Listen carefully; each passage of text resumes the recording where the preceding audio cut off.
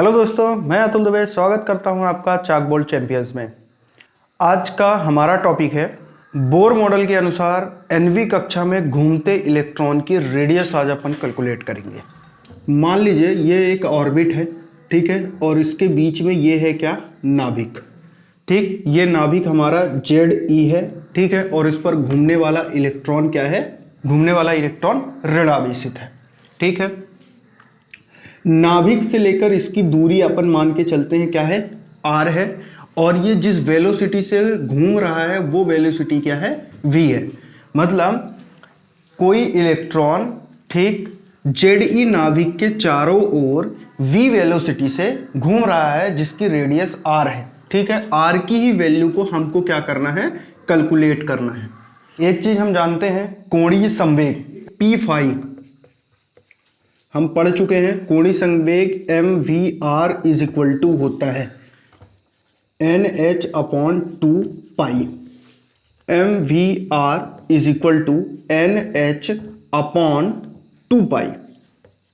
ठीक, इससे v की वैल्यू अपन कैलकुलेट कर लेंगे तो दिस इंप्लाइज v बाकी सभी आत्माओं को हम क्या कर देंगे, ट्रांसफर कर देंगे। तो NH/2π और m और r यहां आ जाएगा तो ये हो जाएगा mr। ठीक है, इतना क्लियर है। इसी को बोल देंगे हम नंबर 1। अब इसके बाद यदि कोई इलेक्ट्रॉन वृत्ताकार मार्ग में घूम रहा है या कोई भी वस्तु वृत्ताकार मार्ग में घूम रही है तो उस पर एक तरह का क्या लगता है, अट्रैक्शन फोर्स लगता है। उस अट्रैक्शन फोर्स को संतुलित करने के लिए या इक्विलिब्रियम की कंडीशन पे लाने के लिए उसमें जरूरत होती है काइनेटिक एनर्जी की होती है। और वो काइनेटिक एनर्जी बोर की थ्योरी में हम पढ़ चुके हैं, तो यहां पे लिख सकते हैं हम वी नो दैट, या हम जानते हैं कि mv²/r जो होता है इज इक्वल टू होता है 1/4πε0 ZeE/r²। इतना क्लियर है। अब इसके बाद क्या करते हैं अपन, इससे v² की वैल्यू फाइंड कर लेते हैं कि कितनी आएगी। ठीक है, तो v² को अपने पास रखो, बाकी सारी आत्माओं को अपन क्या कर देते हैं, ट्रांसफर कर देते हैं। तो v² इज इक्वल टू 1/4πε0, इस आत्मा को उसी तरह रहने देते हैं, और ZeE, ठीक है, और ये r डिवाइड में था तो कहाँ जाएगा, मल्टीप्लिकेशन में, तो r यहाँ आ गया अपॉन, ठीक है, m कहाँ चला जाएगा, नीचे, और नीचे ही चल रहा है हमारा कौन, r²। अब हमारे पास v की वैल्यू पुट है, ठीक है, इस v की वैल्यू को इस इक्वेशन पे अपन पुट कर देते हैं। तो यहाँ पे लिख देंगे फ्रॉम इक्वेशन फर्स्ट। ठीक, दिस इंप्लाइज, अब याद रखिएगा ये v की वैल्यू है और यहाँ पे क्या लिखा है, v², तो ये जितनी भी आत्मा लिखी हुई है सभी का क्या हो जाएगा, स्क्वायर हो जाएगा।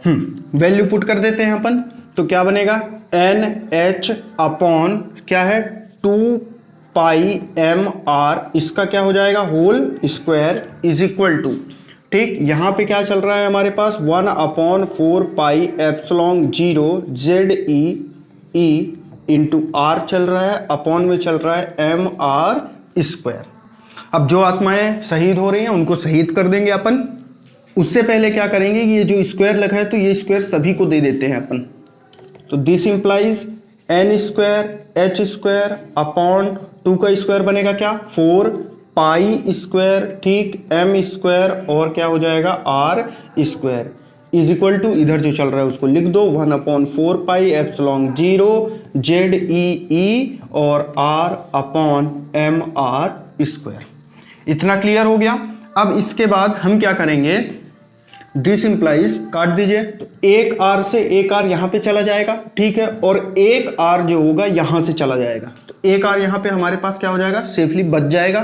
ठीक, और जो कुछ भी कट बरा काट दीजिए, एक m से एक m यहाँ पे कैंसिल हो जाएगा, और कुछ 4 से 4 चला जाएगा, एक पाई से एक पाई यहाँ पे कैंसिल हो गया, और कुछ तो मेरे ख्याल से नहीं कट रहा है। अब इसके बाद क्या करेंगे, जो बचा हमारे पास उसको साफ सुथरा आप लिख लीजिए, क्या बचा, n² अपॉन, यहाँ पे हमारे पास 4 भी चला गया, एक पाई यहाँ पे बच गया, तो एक पाई अपन यहाँ नोट कर लेंगे। इसके बाद क्या बचा, एक m बच गया हमारे पास और एक r बच गया इज इक्वल टू, ठीक, इस और क्या क्या बच गया हमारे पास, 1/ε0 बच गया ZE, ठीक है, और आर कैंसिल हो गया था हमारे पास, यहां से हमारे पास कुछ नहीं बचा। ठीक है, इतनी चीजें हमारे पास सेफ बच गई हैं।